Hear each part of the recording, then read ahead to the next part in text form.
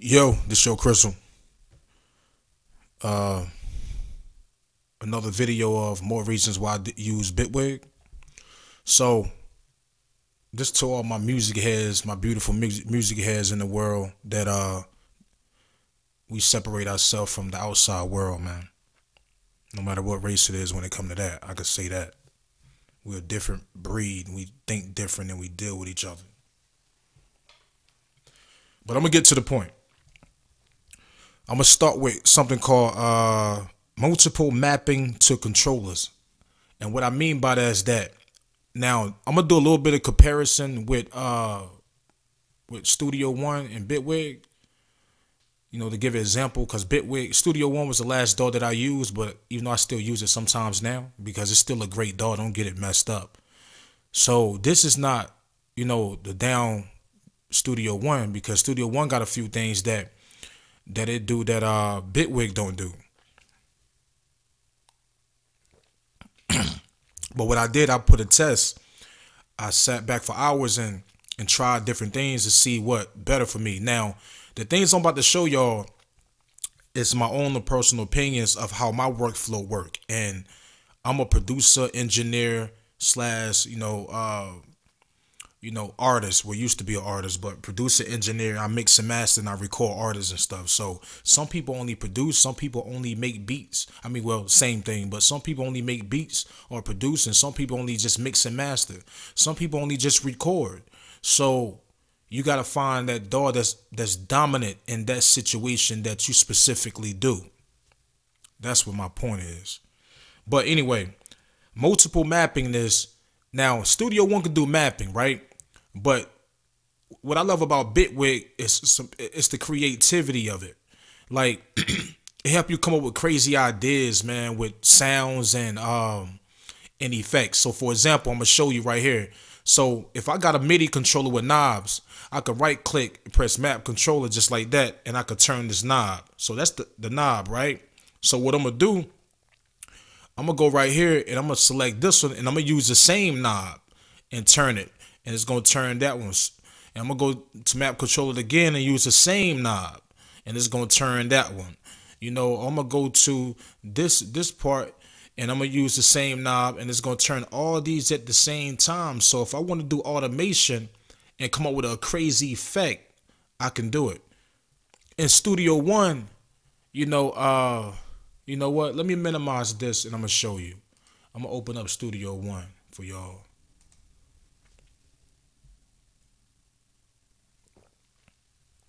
Give me a second. Actually, this is version Studio 4, Studio One 4.1.1. I got the full version with the full version of Melodyne. Yeah, basically all the sound, the stock sounds. The stock sounds is dope, yo. So I'm gonna open up a regular file right quick.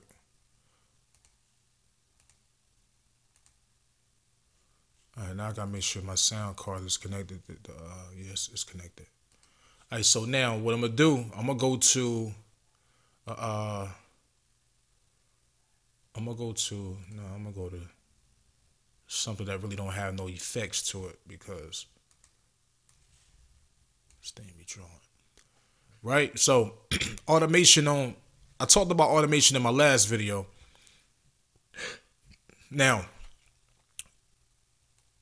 in Studio One, when I turn my knob that I want to use, right? Once I turn it, I right click and let me turn. Hold on, set my keyboard to Studio One. When I turn it,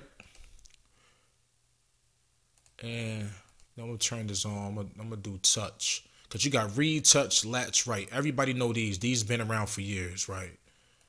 But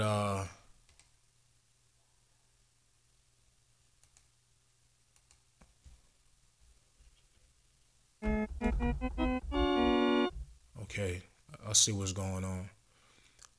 See, it's when you got two doors open at the same time. I gotta close this one. Give me a second, y'all. Let me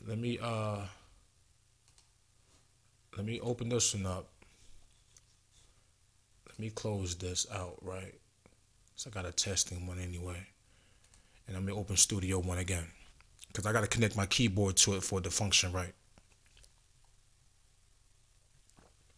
Oh, that's another good thing about Studio One that Bitwig don't have is it's called drop audio. It's something like that. It's called audio release, meaning that when you got Studio One open and you close it, you can go on YouTube or you can open up, play music, and Studio One will release the audio sound card to whatever else you playing music on or sound. Bitwig don't do that. See, Bitwig just stop the sound. You know, that I don't like that part, but you know, it's not something drastic. Eventually they'll change it. That's not something that really bothers me. You know, but it's very convenient when you can minimize Studio One and still use and play music, or go to YouTube or go to the website and use you know, play certain sounds without it closing the door and open it back up. All right, so now I'm gonna drop this sound there, right? So now on my MIDI controller, I got an MPK 249. I got an Akai MPK 249 keyboard. So when I turn one of the knobs to want to do automation, I right click. See, this pops up a sign frequency to K1. I click that. Now I turn the knob. I could turn it, right? I could turn it. See, but this is the failure. Like, now if I want to click this one, if I sign it to the same K1, what's going to happen is that it's only going to affect that next one. Sometimes, man, I like that type of creativity where I can, you know, because sometimes you don't know exactly what button you want to tweak to come up with a crazy idea. See, now, this is for only the people that like to do creative stuff when they doing music. Then you got the regular guys that do music production where they follow what's trending. I'm not a trend. I'm a trendsetter. I like to come up with crazy ideas, because you got to remember, everything that we've been doing from the auto tune and back and all the ideas that we copy as artists and rappers and whatever, somebody had the balls to create it themselves, and y'all start copying it. So my point is that, you know, either way you want to do it, I love music and I love what people do. But I like to do creative stuff, creative sound. Somebody asks me, damn, what that sound like? Where you get that sound from? That's dope to me. And I praise people that does that. Now, my point is that, so it goes back to my point of this, is that sometimes this help you come up with crazy sounds. Now, you can do each. You know, okay, let me record something right quick. I'm going to show you.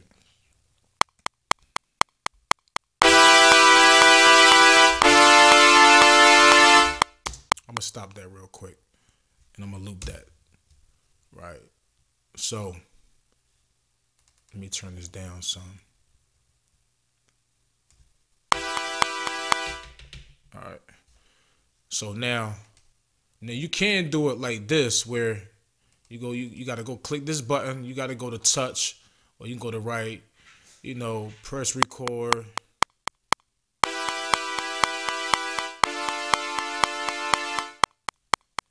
You see how I drew it in?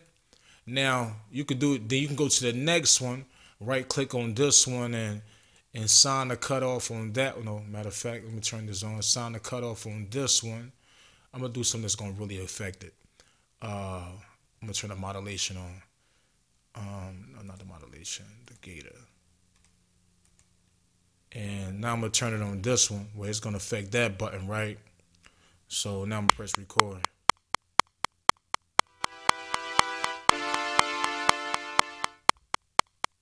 Matter of fact, let me do it over. I'm gonna do it a little better.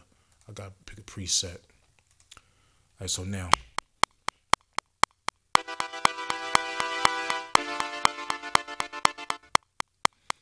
That's dope. You still can do it, but when you can control more than one knob, man, it's simplicity, man. That's all I'm saying. So let me close this. I'm gonna save this because I might have to open it back up. Save as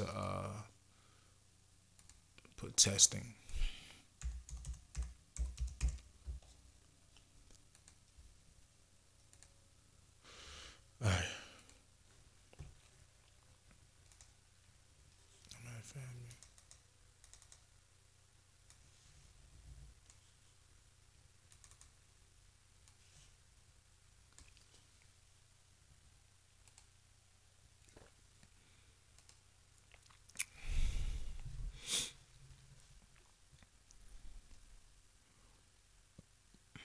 Open this back up, y'all. All right.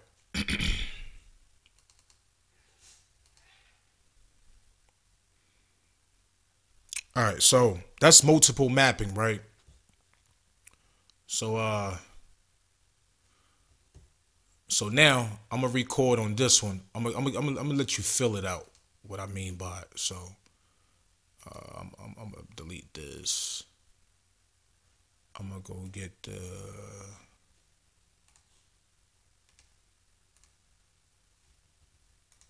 I ain't even. I just did it the longer way. Go get an organ. Why did I do that? I'm gonna go get a Hammond.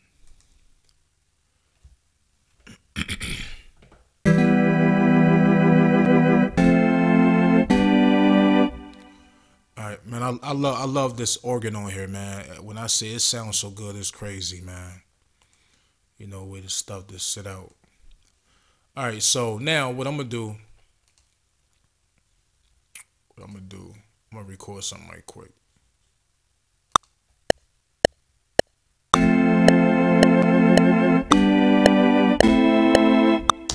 gonna stop right there. Something real short. All right, so now I'm gonna loop this.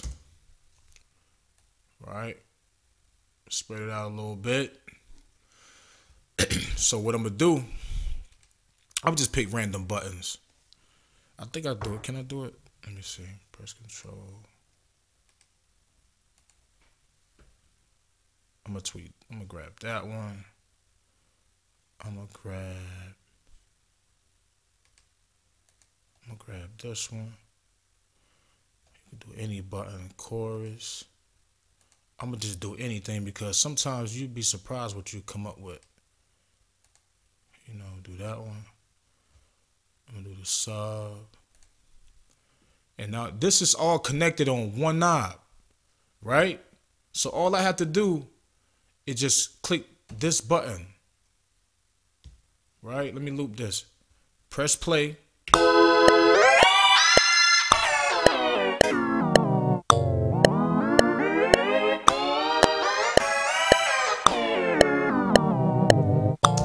But you get what I'm saying? Even though that ain't the best sound with that, but now you bring it down.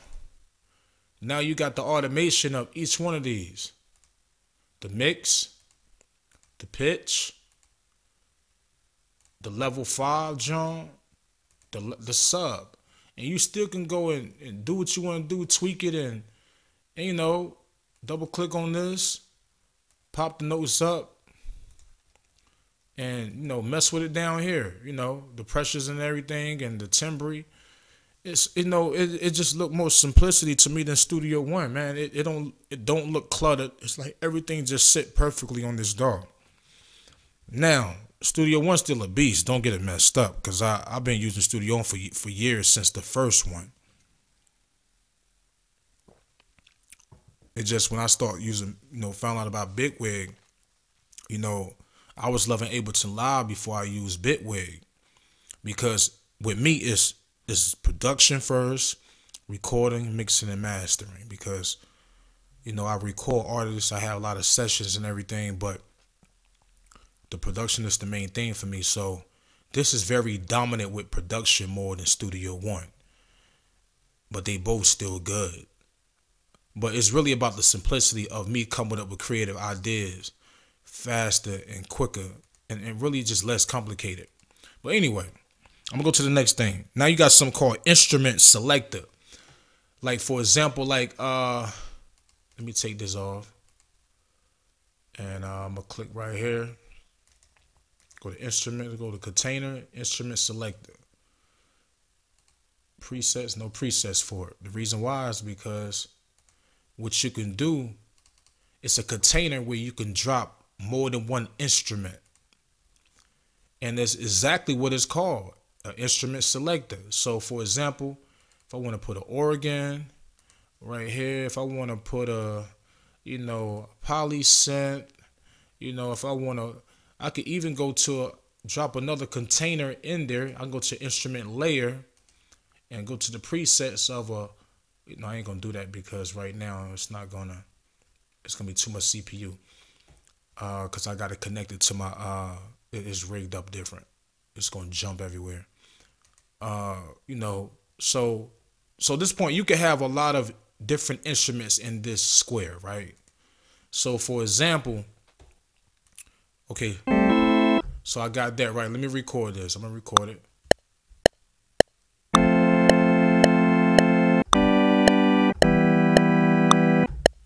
So you play that back. So we're gonna loop this, right?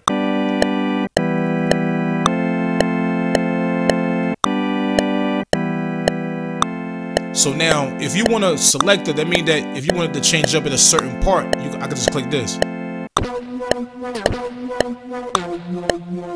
You know what?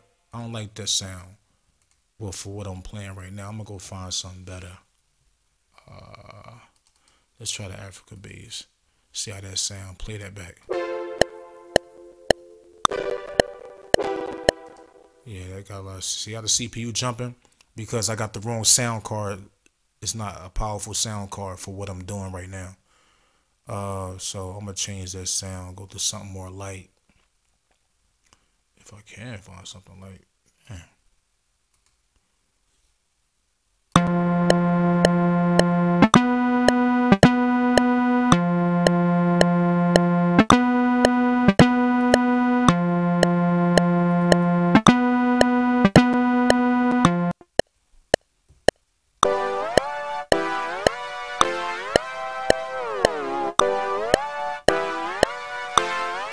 Alright, whatever. We'll use that, man.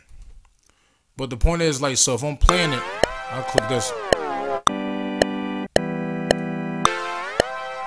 So that means that if I want to record that like that, I could just click this.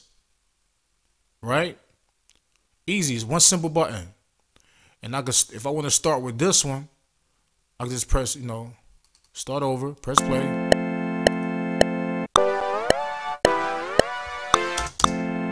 I'll play it back.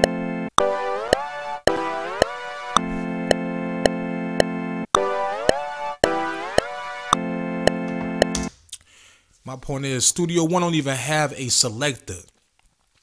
Studio One only have a instrument layer, and y'all know what that is. That means that you could you can combine multiple instruments together and make an orchestra sound on one MIDI track, which is good. But now the dope thing about this is that when you go to the mixer, you click right here. You got both instruments. You still can put your own effects on this specific instrument right here, right? Now, Studio One could do that also, but the thing with Studio One is that it's not really a big deal what I'm about to tell you. But matter of fact, let me go double check. Now we're gonna go in Studio One with this, cause Studio One don't have an instrument layer selector. I mean, they only have the layer.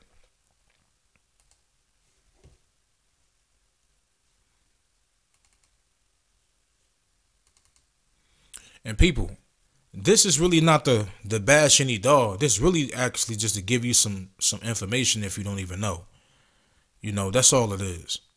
And this is to help you make a decision of what you want to buy, because everybody can't afford to go spend $400 or $500 on a damn DAW that's not gonna work for them, and then turn around and have to buy another one.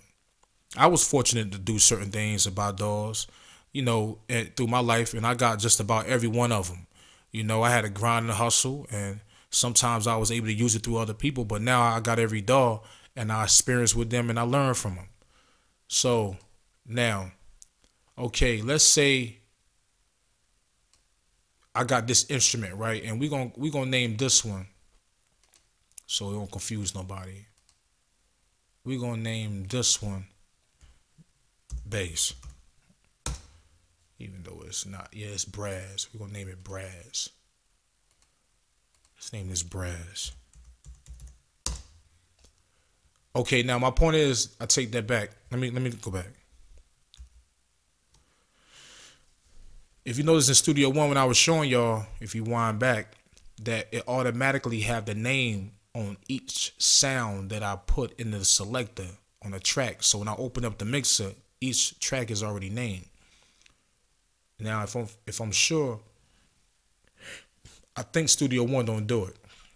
Let me go to another instrument. Let me go to a trumpet. I'm gonna drop this in with this. It's gonna combine it. So it's gonna be two in here, right? So we'll combine that in. Let's go. So you press this. I don't know why it's taking so long to upload stuff right now, man. All right, so now if I close this folder, right? Now this is how it look when both instruments together. Dope. You know, you can name it. You still can name this stuff, you know, note effects and add a pitch gate or whatever you want to add to this specific one.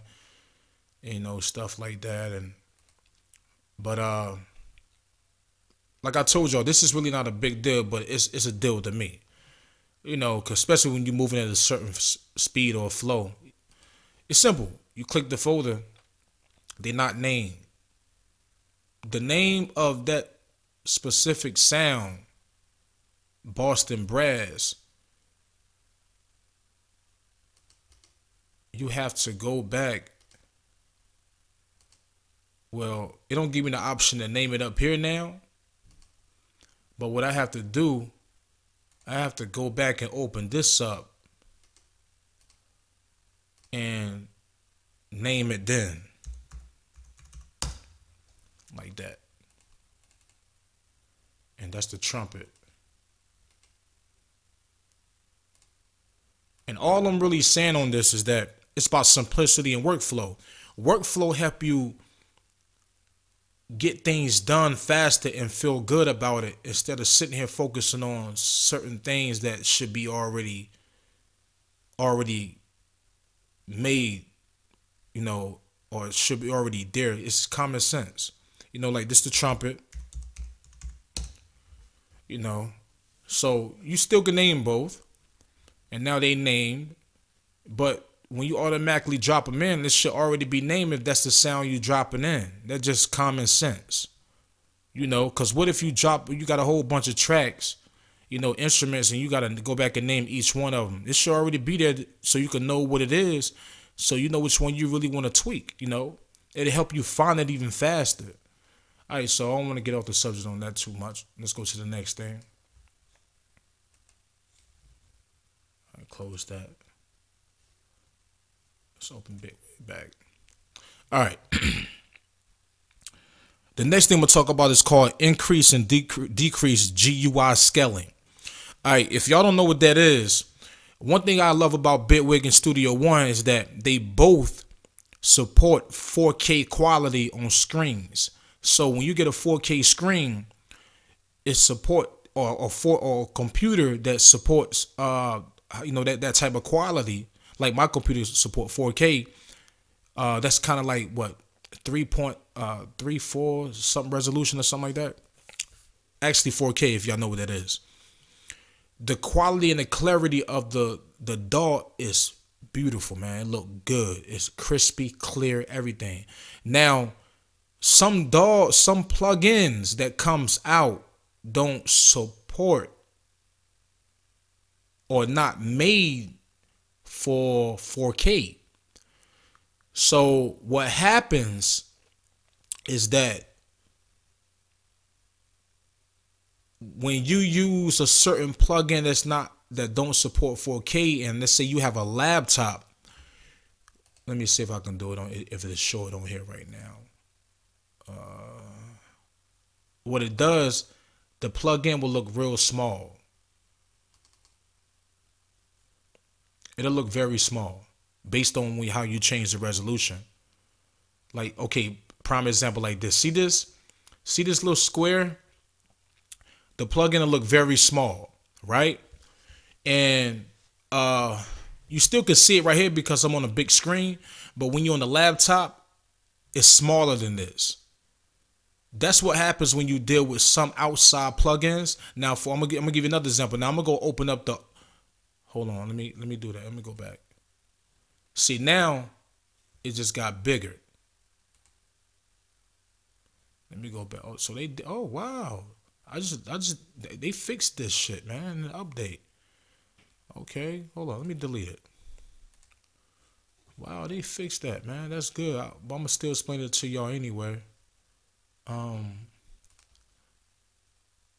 let me open which one. Which one I'm gonna open? 32 mono. Y'all the same damn thing, man. See, these is 32-bit. The ones right here is 64-bit. All right, so I'm gonna open up the 64-bit one. Okay, see how small it is again? Now I don't know what I did to make it bigger. Okay. See, before you couldn't do that, right? So that just kind of fixed everything what I was talking about, proved everything. Before you couldn't do this, it was outside plugins was small. Now, Studio One 4 was just like this recently until they did an update where 4 wasn't scaling the certain plugins that the companies wasn't making. Even though you could tell on here the resolution not as good like how it is, when you open up the regular plugins that come with the program. But in Studio One was doing the same thing. They did an update and they made it bigger.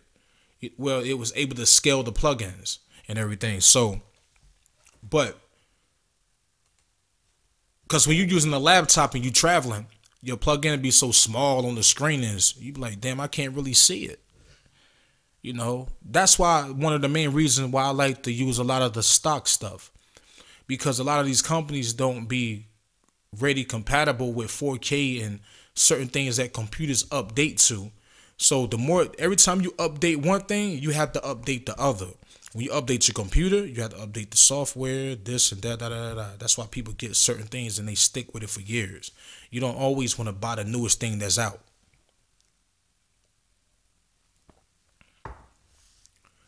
Okay. But anyway, not to get off the subject, this is called GUI scaling. And what I mean by is that in Studio One can't do this. Now, if you look right here, I can click right here and it's got increase, GUI, decrease. And when you're a person on your laptop or your desktop or a big screen, if it's something too small to you, you can increase it, make it bigger. And the quality is going to stay the same. Right? The quality is going to stay the same on a 4K screen. And you could decrease it, make it smaller. We could see more tracks. Decrease it again, to where it's beautiful to your eyes. This is dope.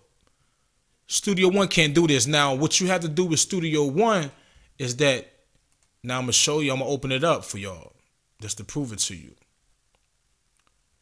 What you have to do with Studio One, you actually have to go to display and you have to go in here and change the resolution on here. The scaling. And actually this. Now I'm going to show you. Okay, so now this is the reason why sometimes, I have a problem with DAWs that have the VST sitting up on top of the screen like this, because it's just being away. And people was telling me like, yo, use a second screen. Listen, I've been using second screens for a long ass time. That's annoying to me. When I just like Bitwig with the effects and the VST instruments at the bottom and they not in the way of my editing or anything that I want to do, because if I want to do certain things, I got to sit here and close it. See how it changes like that? I got to sit here and close it and move it out the way, because it's based on your workflow. You might want to tweak something on here and at the same time be doing some editing, but it's in your way. So, but whoever use second screens, that's great. That's how you work. If that help you out, that's good. I don't like second screens where you gotta drag it to the next screen and move it over there Nah, I like one big screen, and this is a 50-inch screen what I'm using. I did it like that for a few years. I didn't like it that way. So that's not a real deal breaker with certain people as far as that part. But anyway, not to get off the subject. So now reason why I don't like a lot of instruments, sitting big like this, because when I go to my display and I change this, let's say I want my screen to be a little bigger to my eyes because I might wear